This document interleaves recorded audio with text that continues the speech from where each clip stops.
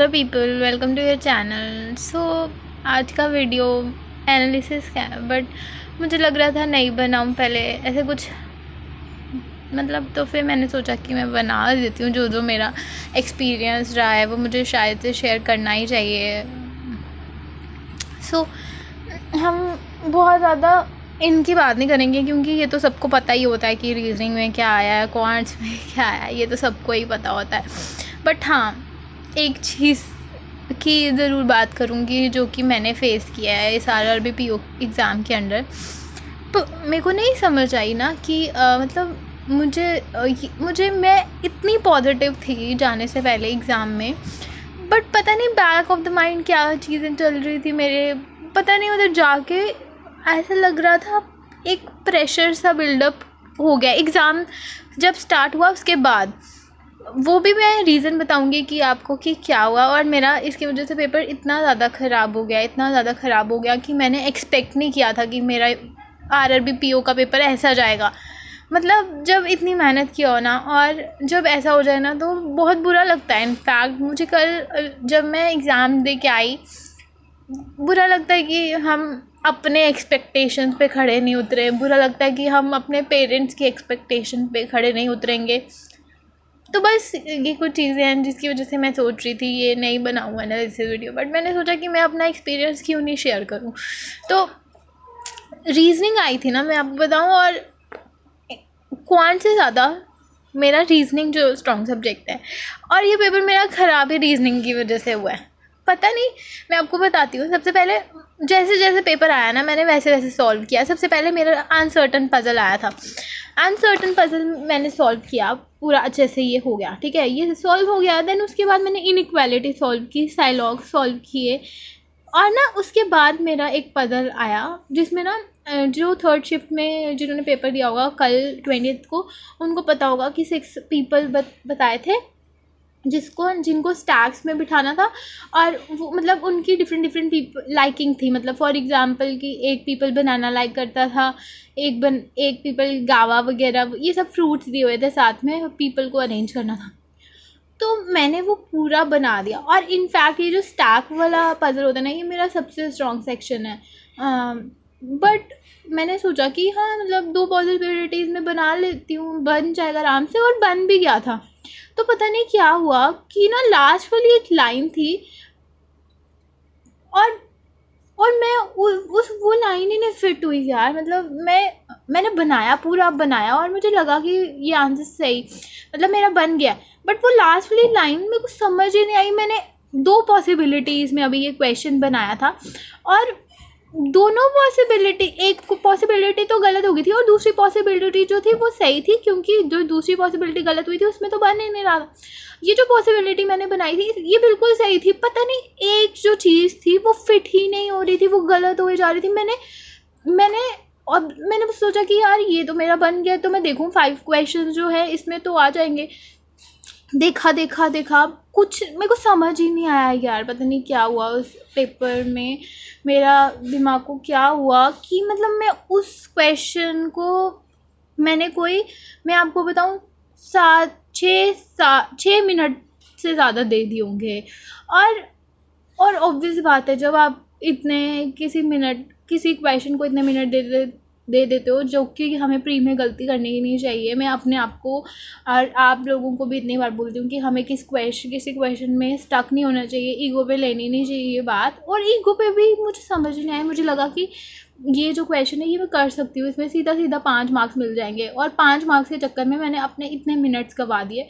उसके बाद मैंने मिसलेनियस क्वेश्चन सॉल्व किए, और उसके बाद मुझे याद है मैंने अपने आप से सोचा हुआ था कि जब ये मेरा रीजनिंग सेक्शन में, मतलब रीजनिंग मुझे था कि मैं 40 आउट ऑफ 40 तो नहीं, 39 अटेम्प्ट करके ही आऊँगी। तो लेकिन इसकी वजह से, इस पज़ल की वजह से मेरा सारा पेपर ख़राब हो गया। जब तक मैंने मिसलेनियस किया ना तब तक मेरे मिनट्स रह गए थे, मैं आपको बताती हूँ, कोई 17-18 मिनट्स। और मैं हमेशा 17-18 मिनट्स भी मेरे को लग रहा है कि ज़्यादा है। आई थिंक 15-16 मिनट्स रह गए थे, और मैंने रीजनिंग के इतने कम क्वेश्चंस किए थे। वो और प्रेशर मेरे दिमाग में बिल्डअप हो गया। और फिर मैंने ना मैं इस पज़ल में फिर भी अटक गई थी। मुझे था कि हो जाएगा 5 मार्क्स इससे आ जाएंगे, बट नहीं हुआ। फिर मैंने छोड़ दिया, एकदम से मैंने छोड़ दिया, क्योंकि टाइम जा रहा था और मेरे को था कि मैं ये मतलब मैं ये तय करके गई थी कि हाँ 22 मिनट्स जब रह जाएंगे तो मैं क्वांट्स का स्टार्ट कर दूंगी, क्योंकि दैट इज़ एनफ टाइम कि हम reasonable amount of question quants में सॉल्व कर सकते हैं। बट ऐसा कुछ हुआ ही नहीं और मेरे दिमाग के अंदर और प्रेशर बिल्डअप हो गया। जब क्वांट्स करने लगे, जब मैंने क्वांट्स स्टार्ट किया तो 2 DI और मुझे नहीं समझ में आया क्या हो रहा है क्या नहीं हो रहा है मेरे साथ। मतलब मैंने ये भी नहीं, जब DI आई मैंने ये भी नहीं किया कि हाँ मैं अप्रॉक्स में जाऊँ या मिसिंग सीरीज़ में जाऊँ पहले। नहीं, मैंने DI उठा ली, DI उठाई। ये 2 DI आई थी, मुश्किल नहीं थी DI, बहुत ईजी थी, बॉयज़ वाली थी। मतलब टोटल दिए थे और बॉयज़ दिए थे, हमें गर्ल्स निकालनी थी और कैलकुलेटिव थी।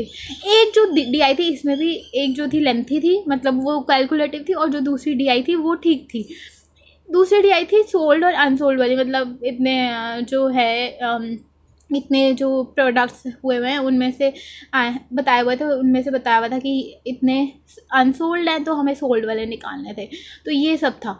तो मतलब और उसके बाद फिर मैंने ये जो 2 DI, और इसमें से भी एक क्वेश्चन था वो थोड़ा लेंथी था, 2 DI में से वो मैंने छोड़ दिया, मुझे लगा ज़्यादा टाइम लग जाएगा। देन मैंने अप्रॉक्स पे शिफ्ट किया। अप्रॉक्स पे शिफ्ट करते हुए फिर मैंने बीच में अर्थमेटिक के, मैं आपको बता रही हूँ, मैंने ना के बराबर क्वेश्चन सॉल्व किया है, टाइम ही नहीं था। अप्रॉक्स सॉल्व किया, उसके बाद arithmetic I guess 1-2 question solve किए होंगे, और मैं बोल रही हूँ मैंने देखा तक नहीं, मतलब ऐसा मेरा पेपर का एक्सपीरियंस रहा है इस बार। और फिर उसके बाद मैं मिसिंग नंबर सीरीज़, मैंने बोला चलो 2 मिनट रह गए थे, तो मैंने बोला मैं मिसिंग नंबर सीरीज़ पे करती हूँ। 2 मिनट भी नहीं, शायद उससे कम ही रह गया था। मैंने मिसिंग नंबर सीरीज़ की, वो ईजी आई थी, इतनी ईजी आई थी, मतलब 2-3 क्वेश्चन मेरे से उसके सॉल्व हुए होंगे, बस उसके बाद टाइम एंड हो गया। तो मतलब बहुत बुरा लगा यार, बहुत बुरा। मतलब जब मैं एग्ज़ाम दे के आई थी, आई फील लाइक, मतलब मेरे को ऐसे लग रहा था, क्योंकि मेरे अटैम्प्ट्स टोटल में हुए हैं 45। तो ये 45 अटैम्प्ट जो हैं वो मेरी गलती की वजह से हुए हैं, जो मैं उस पज़ल में स्टक हो गई और मुझे लगा कि हो जाएगा, बट नहीं हुआ है। और आई फील टेरिबल। जब मैं घर पे आई, मेरे दिमाग से में ये पज़ल अटका हुआ था, मेरे दिमाग में यही चल रहा था कि प्रिया तूने अपना पेपर ख़राब कर दिया इसके चक्कर में। तो मुझे लगता है कि हमें अपने एक्सपीरियंस से समझ आती है चीज़ों को, बट मुझे लगता है कि हमें उस टाइम पे पॉजिटिविटी तो थी, बट पता नहीं क्या हुआ उस टाइम पे कि मेरे इतने कम अटेम्प्ट्स हुए। और आई सीरियसली नो कि ये जो पेपर था वो इजी था, मतलब लेंथी था बट इजी था, मैं कर सकती थी 60 के अराउंड या 55 के अराउंड क्वेश्चन, अगर मैं उस पज़ल में स्टक ना हुई होती तो। एंड बहुत ख़राब एक्सपीरियंस रहा है बहुत देर के बाद। और मुझे सच में एक्सपेक्टेशन थी कि मैं ये पेपर अच्छा करके आऊँगी, क्योंकि अपने आप का पता होता है ना कि हाँ हम इस चीज़ में अच्छे हैं तो हम कर लेंगे, या हम उस चीज़ में अच्छे हैं तो हम कर लेंगे। बट कभी कभी मुझे लगता है कि कुछ प्लान्स के अकॉर्डिंगली नहीं होता है, क्या पता हमारा कोई लक भी मैटर करता हो थोड़ा बहुत।